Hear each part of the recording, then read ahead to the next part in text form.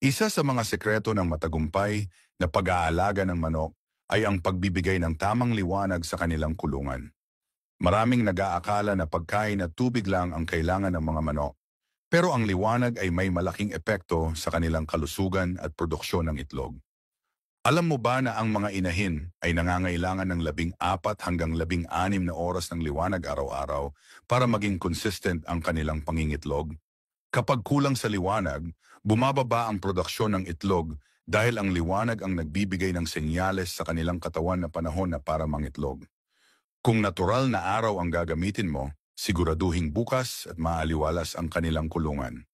Ang magandang bentilasyon at tamang sikat ng araw sa umaga ay nagbibigay ng sapat na init na nagpapasigla sa kanilang katawan. Subalit kapag maikli ang araw gaya ng sa tag-ulan o taglamig, maaaring gumamit ng artificial na ilaw tulad ng LED or incandescent light.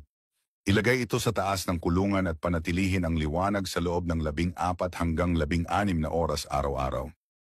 Mahalaga rin ang tamang kulay ng ilaw. Mas mainam ang warm white light kaysa sa malamig na puting liwanag dahil mas ginagaya nito ang natural na sikat ng araw. Ang warm light ay nagpapasigla sa production ng itlog at nagpapaganda ng kondisyon ng balahibo ng mga manok.